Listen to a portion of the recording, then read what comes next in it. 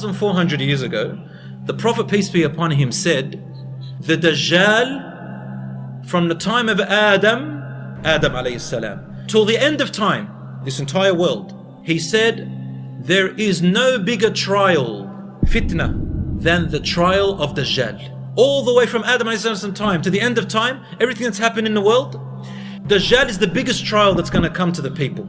Now, before the Dajjal can come, at the moment the Dajjal is tied up somewhere. I'll tell you the story soon. He's tied up somewhere, he's not allowed to come out yet. Do you know why? The ulama said, do you know why he's tied up for now? He's being tied up, Allahu A'lam how long. Because a road, a path is being prepared for him to come, so that he can be accepted immediately. Alright, I'm going to tell you how he's going to be accepted and why. It'll make sense inshallah. The Dajjal is the one-eyed, the liar, the deceiver. For him to deceive the people so good and to be the biggest trial, the people would have already gotten used to deception already. We have to live in a time of what we can call in Arabic Dajjal, a time of deception, so that the real deceiver can come and it's all set up for him. Do you understand? I see Muslims themselves now today moving away from the real deen and making up their own beliefs. We see them all the time. Some of them, they say, you know, I think prayer is what you think prayer should be. There are now some Muslims, they call themselves Muslims, I don't call them Muslims. They say, we only believe in what the Quran says, but we don't believe anything the Prophet, peace be upon him, said. They're called the Quraniyun, the Quranites. You know what they do? They bring you the verse about salat, and they say, well, the Quran doesn't say exactly how to pray, so we get to make up the way we want to pray. Do you understand? Because with the Quran, if you just follow just the verses, because the verses, they're just like headings, and the Prophet Muhammad ﷺ explains them. So now, if you just take the Quran, you can get any verse and you can make up anything you want out of it. There are Muslims now in Australia, in Sydney and Melbourne, there's also in America, I don't know about the UK, but there are Muslim so-called imams who say that being homosexual is allowed in Islam, it's halal, it's legal, and they do gay marriages and everything, you know, in the name of Islam. Alright, man, you want to be gay, go ahead and be that. But don't come and twist the Quran. The Quran says it's haram, it's forbidden. So does Christianity and Judaism, you know, it's no. But what I'm saying is, there is a time when even some people who dress like imams will make you believe in a different religion than Islam, and I will call it Islam. So it's deception. And the shaitan helps the Dajjal. Do you know that the shaitan, Iblis, the head of the shayateen, right from the beginning when Adam alayhi salam was created, he said something so interesting. He goes, you know the people who follow, the children of Adam, those who are Muslim, those who follow your book, O Allah, I am going to go to their religion, I'm going to sit waiting for them at their religion, and I'm going to make them believe a different religion. I will make them practice their religion the wrong way. One example is I'm going to make them show off.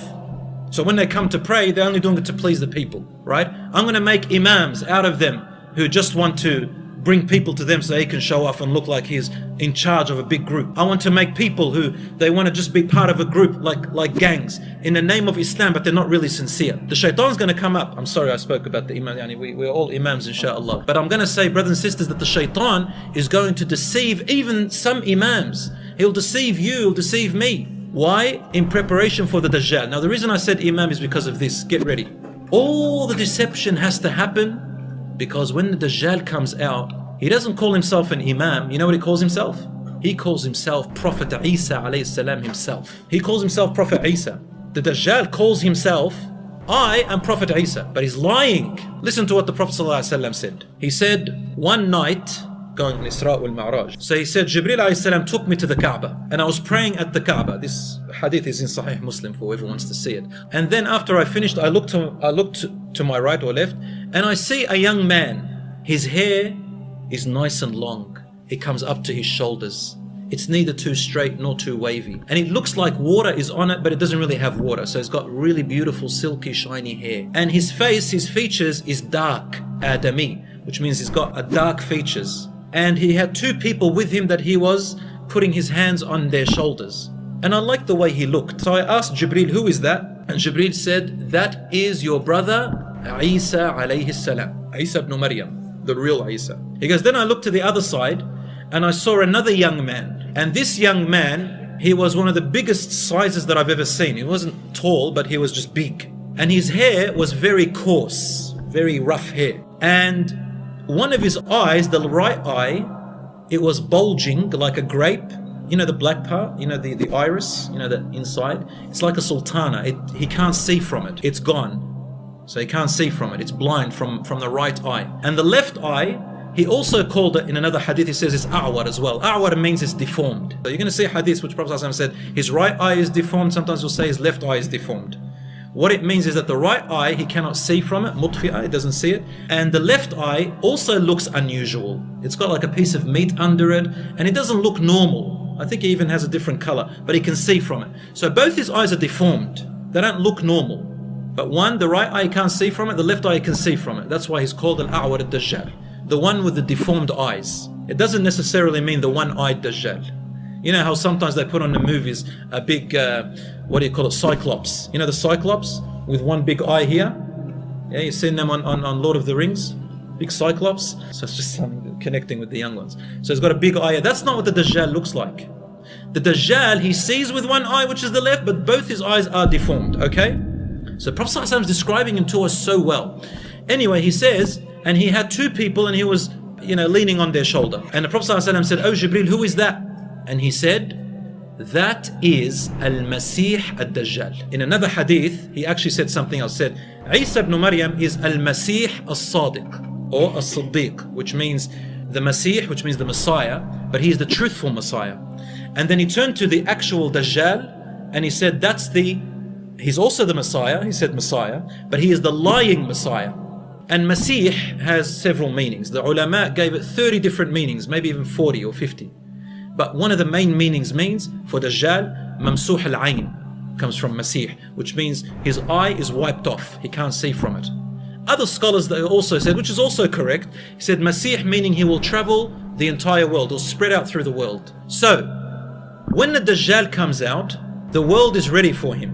Now check this out. He said that he will come out from a place called Asbahan, or Asfahan today we call it, Asbahan, which is now today in Iran. And he said that he will come out with 70 Jewish people following him. It doesn't mean that right now the Iranians are going to follow him, or that the Jews of Iran. It could mean that the place where Jews used to live in that time, from that place, 70 people will follow him. Because another hadith, Prophet ﷺ said to us that the majority of the people of the world will follow him and believe him. And he said, among them are the Jews, number one. And I'll explain to you why the Jews. Number two, he said Al-Ajam. Al-Ajam means the foreigners, and usually it means the Romans. So most of the Christians will follow him. And then he said, and a mixture of people, a mixture of different people.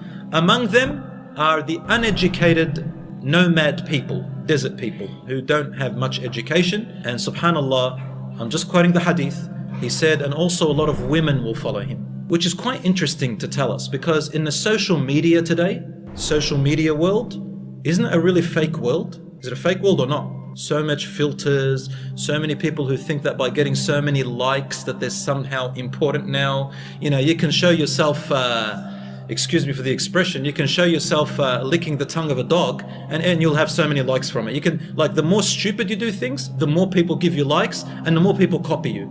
And that's what's happening, right? Social media is a really fake, lying world. It makes you think that you're important, but you're not, based on a few likes, and no one really cares. And that's Dajjal. That's all of it, right? Filtering yourself to make you look like you're something you're not. Unfortunately, this is just my opinion, that we see young people, a lot of people, everybody actually, going on social media, and we see a lot of our sisters who, focus too much on their appearance and wanting that attention. As I said, I'm a teacher, and they love that attention, and the boys like to look. And, they don't understand that a lot of these men, a lot of these boys want to use and abuse them, right? And all they want is, a lot of them is, I just want attention. They don't think like the boys, right? And they get deceived. A lot of the young girl students, they ask me this, and when I speak to them, tell them, listen, this is what the men are thinking. You don't have to show yourself because you think that they're really interested in you.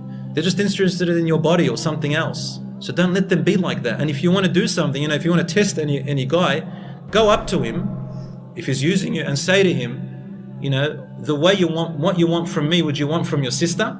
I said that to one student, and she said to me, oh my God, she came back crying and says, he's not really interested in me, he wouldn't want it for his sister. And I said to him, well, if he doesn't want that for his sister, then you're not valuable to him, you are trash, you're rubbish.